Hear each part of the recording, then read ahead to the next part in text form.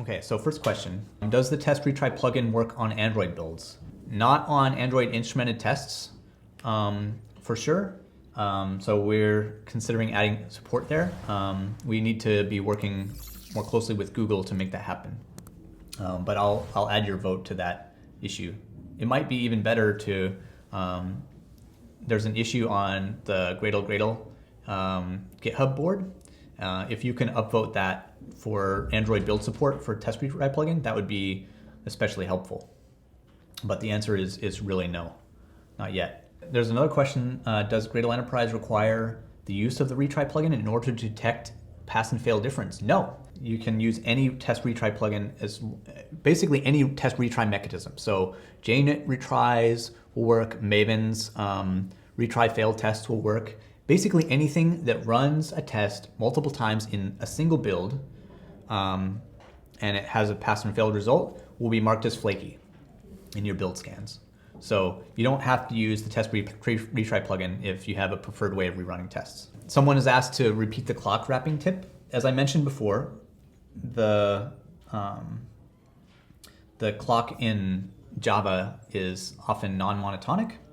And so what you can do is, since java.time.clock is an abstract class, you can implement your own, or there are libraries that will allow you to manipulate time. So you can say, here, substitute this clock, and then you use the method. So there's specifically, when you set the system clock, then in your source code, you would say clock.current time millis. Instead of system.current time millis, you would use clock instance. Okay, so I have a question that asks, I'd like to be able to run an individual suspect test repeatedly to debug both test and product behavior. Does Gradle support running tests individually? Yes, so the Gradle has test filtering. You can look up Gradle's test filtering documentation. But in short, you can use Gradle -- tests with any test filter. So you could say Gradle -- tests com.example.mytest, and you can even add a single method filter as well. So the Test Retry plugin is just going to be for wrapping test tasks, but you can also run specific tests individually just using the -- test flags on the command line. I have another question that says, does this work with public build scans? So Flaky test reporting does work with public build scans, but Gradle Enterprise is a hosted paid product, so you won't be able to get the prioritization or analysis. Another question, is the retry mechanism introduced here applicable to dynamic tests using that Testfactory JUnit 5? I think the answer there is yes. I would suggest that you take a look at the docs, and it will tell you. But I'm pretty sure that like Spock's unroll and test factories and those dynamic tests are also included in Test Retry. The one caveat there is that if it can't determine the test, if there's parent tests, it will run, and it can't determine the dependency, it will run all tests that it thinks might, that are like in the class. It'll broaden the plugin will broaden the scope in order to make sure that it reruns all the tests. So those are dynamic tests are the only case where it will run possibly strictly more than necessary, but in order to make sure that the test is retried. So I'm pretty sure the answer is yes there, but check the docs. Someone asked, how on earth did you manage to find out that CPU temperature was the relevant factor in your test flakiness? Good question. Well, we've been having flakiness for a while, and for really good stable performance test infrastructure, you have to lock it down really well and use just the exact same instance type. Everything on all parameters for all hosts is like identical.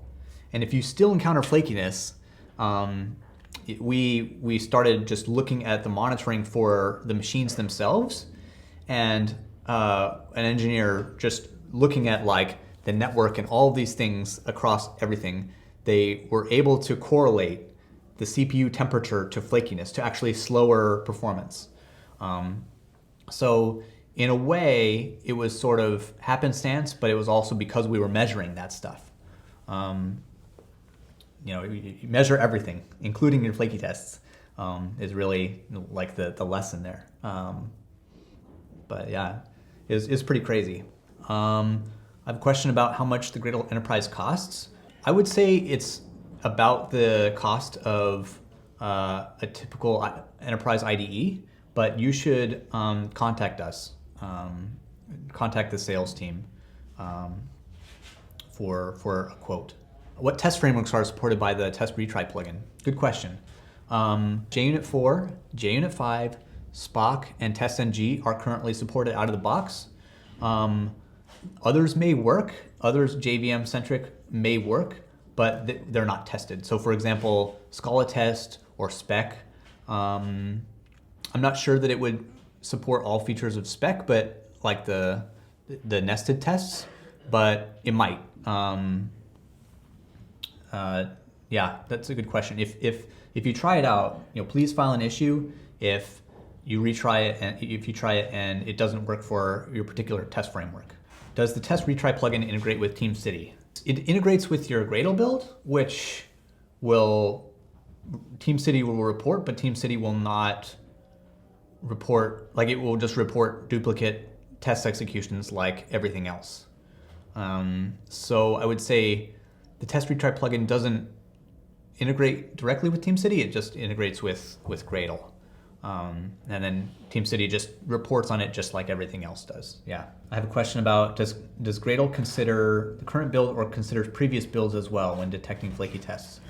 Currently, we don't take into account previous builds because the environment may have changed, even if the sources have not. We can't fully control what inputs may have changed.